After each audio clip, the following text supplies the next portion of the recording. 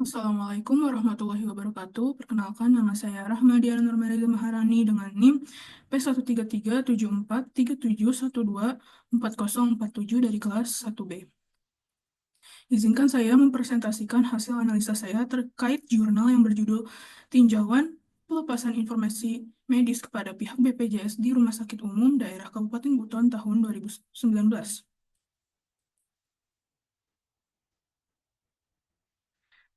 Yang pertama adalah latar belakang, yang dimana dalam sistem pelayanan kesehatan rekam medis merupakan dokumen memuat informasi terkait identitas pasien, pemeriksaan, pengobatan, serta pelayanan medis lainnya. Dengan tidak adanya aturan yang jelas, rumah sakit menghadapi tantangan dalam mengelola informasi pasien secara sistematis sehingga berisiko terhadap kebocoran data atau kesalahan administratif dalam proses klaim BPJS. Nah, rekam medis itu bertujuan untuk menunjang tertibnya administrasi dalam rangka peningkatan pelayanan kesehatan di rumah sakit. Berdasarkan hasil penelitian ditemukan bahwa rumah sakit harus menyesuaikan kebijakan pelepasan data medis berdasarkan permintaan BPJS tanpa adanya acuan tetap. Hal ini menimbulkan berbagai dampak negatif seperti ketidakpastian prosedur administrasi, potensi kebocoran data medis pasien, dan kendala dalam pemrosesan klaim BPJS. Isu ini memiliki implikasi luas terhadap efisiensi sistem pelayanan kesehatan, pelindungan hak pasien, serta kepatuhan terhadap regulasi yang berlaku. Nah, sesuai dengan ketentuan Permenkes nomor 36 tahun 2012, rahasia kedokteran adalah data dan informasi tentang kesehatan seseorang yang diperoleh tenaga kesehatan pada waktu menjalankan pekerjaan atau profesinya. Dan Permenkes nomor 269 tahun 2008, dokumen rekam medis hanya dapat dikeluarkan berdasarkan kebijakan rumah sakit yang berwenang serta kerahasiaan isinya dikeluarkan berdasarkan izin dari pihak pasien yang bersangkutan, sehingga secara hukum dapat dipertanggungjawabkan. Nah, dalam hal ini Fasiankes tersebut mempunyai dampak yang begitu besar. Seperti yang pertama ini ada dampak terhadap Fasiankes itu sendiri. Yang pertama itu ketidakpastian prosedur administrasi. Hal ini menyebabkan inkonsistenisasi atau ketidakkonsistenan terhadap pelepasan informasi medis. Yang kedua itu kesulitan dalam pemrosesan klaim BPJS. Karena perbedaan kebijakan yang tidak terdokumentasi secara resmi. Lalu yang terakhir itu potensi kebocoran data pasien. Hal ini dapat diakibatkan kurangnya pengamanan dalam prosedur pelepasan rekam medis. Yang kedua, dampak terhadap SDM kesehatan atau sumber daya kesehatan. Yang pertama itu beban kerja meningkat.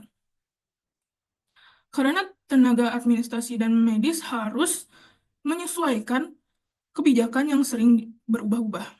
Lalu ada kurangnya pemahaman hukum.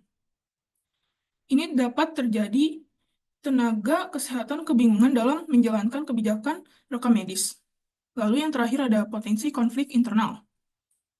Nah, ini terjadi akibat perbedaan interpretasi dalam prosedur pelepasan informasi medis. Yang ketiga ada beban kerja eh, beban kerja terhadap masyarakat. Yang pertama itu resiko pelanggaran privasi pasien. Karena tidak ada prosedur yang jelas dalam pelepasan informasi medis atau data medis. Tertundanya layanan kesehatan karena adanya kendala administrasi yang berlarut-larut. Jadi, layanan kesehatan itu tertunda. Lalu ada ketidakpastian hukum bagi pasien. Nah, ini karena hak mereka dalam perlindungan informasi medis tidak terjamin sepenuhnya. Lalu ada analisis masalah. Nah, terdapat beberapa faktor masalah yang sudah dianalisis, yaitu pertama itu tidak adanya SOP yang jelas. Tanpa adanya SOP yang tidak terdokumentasi, prosedur pelepasan informasi medis menjadi tidak konsisten dan bergantung pada interpretasi masing-masing pihak. Jadi tidak ada SOP yang paten di rumah sakit tersebut. Terus yang kedua ada ketidaksesuaian dengan regulasi yang berlaku. Berdasarkan Permenkes nomor 269 tahun 2008, rekam medis hanya boleh diakses oleh pihak yang berwenang dengan persetujuan pasien. Namun, praktik di lapangan tidak selalu sejalan dengan regulasi ini.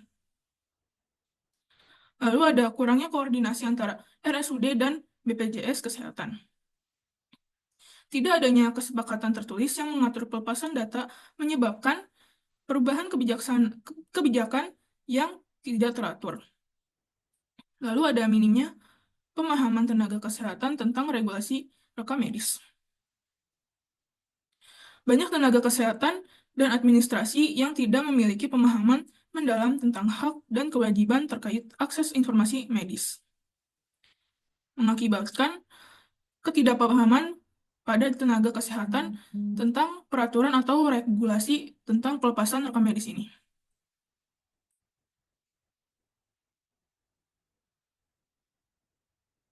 Lalu itu ada di sini ada kaitannya dengan standar hukum atau peraturan yang berlaku. Setiap orang berhak atas kerahasiaan informasi pribadi tentang kesehatannya. Itu Undang-Undang Nomor 36 Tahun 2009 tentang Kesehatan Pasal 57. Lalu ada Permenkes Nomor 269 Tahun 2008 tentang rekam medis yang tadi sudah dijelaskan, mengatur bahwa rekam medis bersifat rahasia dan hanya dapat dibuka dalam kondisi tertentu. Lalu ada Peraturan BPJS Kesehatan. BPJS memiliki kewenangan dalam mengelola klaim pelayanan kesehatan, namun harus tetap menghormati regulasi terkait perlindungan data pasien. Lalu ada perlindungan data pribadi. Walaupun belum ada UU khusus, prinsip-prinsip perlindungan privasi tetap harus diterapkan dalam pelepasan informasi medis. Lalu di sini ada rekomendasi. Nah, berikut rekomendasi yang sudah dianalisa. Yang pertama itu penyusunan SOP yang baku dan terdokumentasi, pelatihan tenaga kesehatan dan administrasi, peningkatan koordinasi dengan BPJS Kesehatan, lalu yang terakhir ada penguatan sistem keamanan data pasien.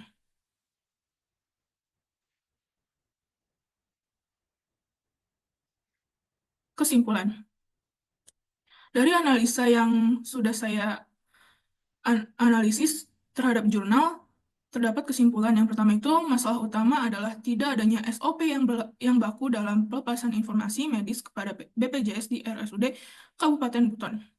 Dampak dari permasalahan ini mencangkup ketidakefisiensian administrasi, beban kerja tambahan bagi tenaga kesehatan, serta resiko pelanggaran privasi pasien. Lalu ada kurangnya koordinasi antara rumah sakit dan BPJS memperburuk ketidakjelasan kebijakan terkait akses informasi medis. Lalu yang terakhir, diperlukan penyusunan SOP, peningkatan pelatihan bagi tenaga kesehatan, serta harmonisasi kebijakan antara rumah sakit dan BPJS untuk memastikan kepatuhan terhadap regulasi kesehatan yang berlaku.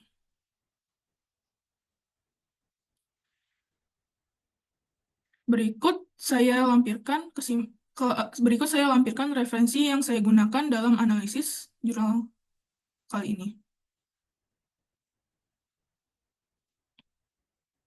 Di sini ada Permenkes nomor 269 tahun 2008 tentang rekam medis yang tadi sudah dijelaskan, lalu ada regulasi BPJS terkait sistem klaim dan akses informasi pasien, lalu Undang-Undang nomor 36 tahun 2009 tentang kesehatan.